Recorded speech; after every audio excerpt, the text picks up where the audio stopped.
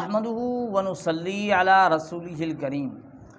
سامعین و ناظرین، دوستوں سے جب اس طرح کے الفاظ سنتے کہ غیر مقلدین کی عقل الٹی ہوتی ہے یا غیر مقلدین عقل سے پیدل ہیں، تو سیدھی بات ہے ذہن میں یہ آتا کہ یہ الفاظ کی جنگ ہے۔ آپس میں جب اختلاف ہو جاتا ہے تو ایک دوسرے پر مختلف انداز سے الفاظ کسے جاتے ہیں، باتیں کی جاتی ہیں، اس طرح کی باتیں ہیں۔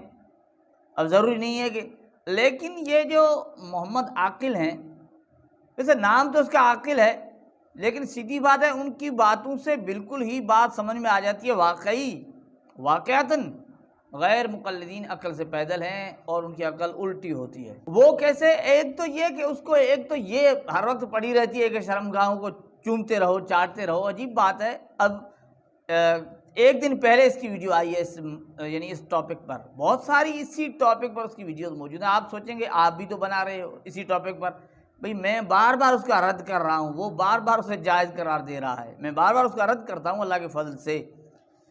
تو ایک دن پہلے اس کی ویڈیو آئی ہے، صحیح بات ہے، میں نے اس کی باتیں سنی نا، بالکل یہ بات مجھے سچی معلوم ہوئی کہ ان کی عقل الٹی ہوتی ہے، یہ عقل سے پیدل ہوتے ہیں۔ بالکل صحیح بات ہے یار، یہ انہوں نے غلط بات نہیں کہی جنہوں نے یہ کہی نا کہ غیر مقلدین کی عقل الٹی ہوتی ہے، یہ بات انہوں نے درست کہی۔ کیسے؟ ایک تو وہاں اس چیز کی وہ تو بہت ساری ویڈیوز کے اندر اجازت دے رہی، جائز ہے، ممانعت کی کوئی دلیل نہیں ہے، اور ساتھ ساتھ کیا فرماتے ہیں ذرا سن لیجئے۔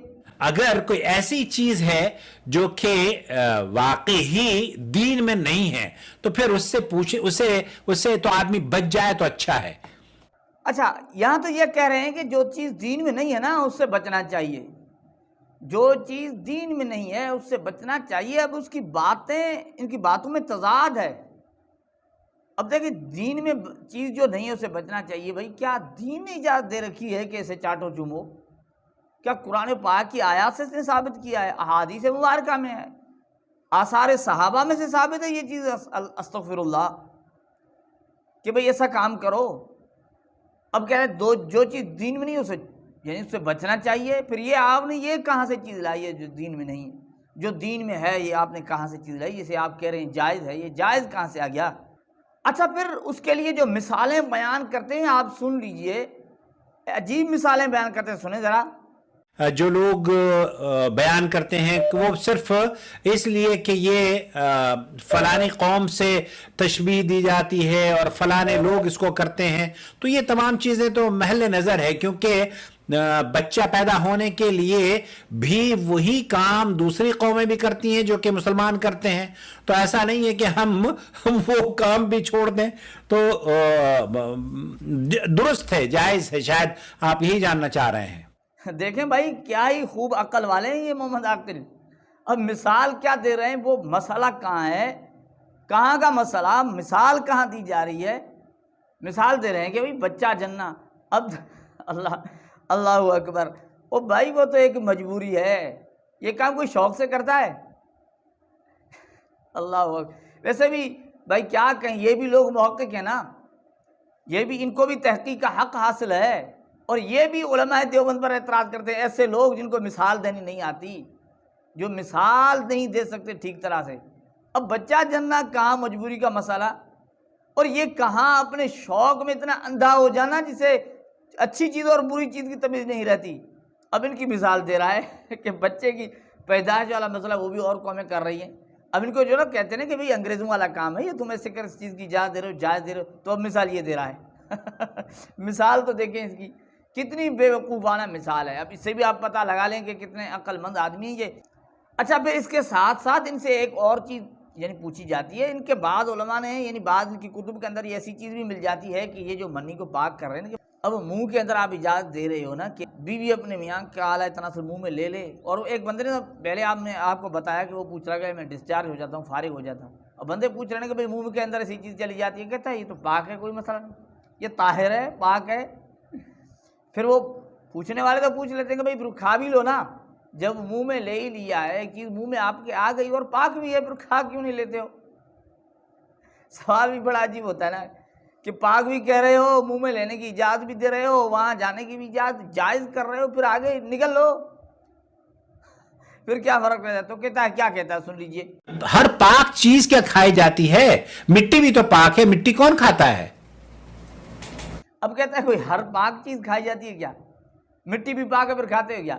اب دیکھیں اس کی بے عقلی دیکھیں، اب مثال یہ تھی نا کہ مٹی بھی پاک ہے، کیا مٹی کو کھایا جائے؟ اب ہم پوچھتے ہیں مٹی جب پاک ہے پھر مٹی کو تم چاٹتے ہو کیا؟ مٹی پاک ہے نا پھر چاٹتے رہو، مٹی کیوں نہیں چاٹتے؟ ارے بھائی مٹی سے اتنی کراہت نہیں محسوس ہوتی، مٹی سے اتنی کراہت نہیں محسوس ہوتی، اس کو کہتا ہے اب اس کو چاٹنے کی اجازت دے رہا ہے جس سے طبیعت بھی یعنی کراہت محسوس کرتی ہے، گندگی کی جگہ ہے نا، پیشاب کی جگہ ہے بھائی۔ اب کہہ رہا ہے جائز ہے، کوئی مسئلہ نہیں، یہ اچھا پھر ان کے پاس جو دلیل کیا ہے؟ اس کی دلیل کے لیے صرف ایک ہی لفظ ہے کہ ممانعت کی کوئی دلیل نہیں بھائی۔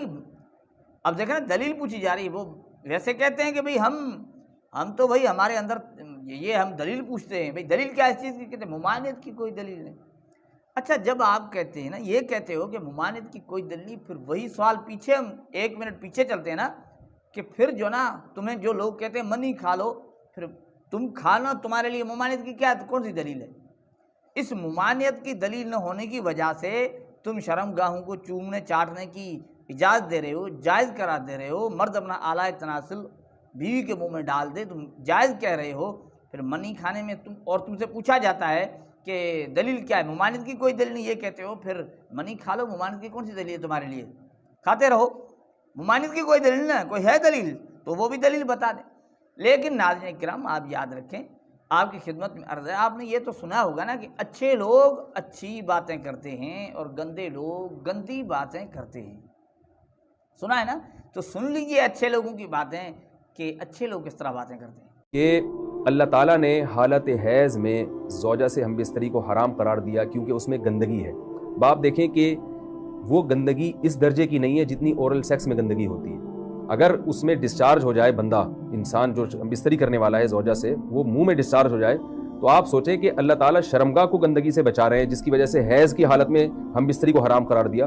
تو منہ جس سے انسان کھانا کھاتا ہے، جس سے کلمہ پڑھتا ہے، اور جو انسان کے جسم میں سب سے اشرف عضو ہے، سب سے زیادہ معزز اور مکرم عضو ہے، اس میں ایسی گندگی کو ڈالنا کہاں سے جائز ہو سکتا ہے؟ کہاں سے؟ ناظرین یہ تھے مفتی طارق مسعود صاحب، کتنی خوبصورت انداز سے سمجھا رہے تھے کہ ایک شرمگاہ ناپاکی کی حالت میں آ چکی، جو شرمگاہ یعنی اس حالت میں نہیں، اس سے ظاہری نجاست نہیں ہے، تو اس کو بھی وہاں یعنی استعمال کرنے کی اجازت شریعت نے نہیں دی، تو وہ منہ یعنی وہ چہرہ ہے، چہرے میں شامل ہے نا، تو جو انسان کا ایک اشرف عضو ہے اس کو وہاں لے جانے کی کیسے اجازت ہوگی؟ کس طرح جائز ہوگا؟ تو یہ اچھے لوگوں کی بات ہے۔ اور مولانا مکی کو بھی سن لیجئے۔ کوئی آدمی میاں بیوی آپس میں پیار سے جماع سے پہلے پیار کر سکتے ہیں، لیکن شرمگاہوں کو چومنا ناجائز ہے۔ یار جس منہ سے کلمہ پڑھتے ہو کہاں رکھو گے؟ پیشاب کی جگہ پر۔ تو مولانا مکی صاحب بھی کیا کہہ رہے ہیں؟ تو بھائی یہ اچھے لوگ ہیں، یہ تو اچھی باتیں کریں گے، حیا والی باتیں کریں گے، اور جن کے ذہن پر یہ بھائی جن کا نام ہی ان لوگوں نے رکھا ہو تو ان کی تہذیب ان پر غالب آئے گی نا، تو وہ بے حیائی والی باتیں کریں گے۔ اللہ تعالیٰ ہمیں سمجھنے کی توفیق عطا فرمائے۔ السلام علیکم ورحمۃ اللہ وبرکاتہ۔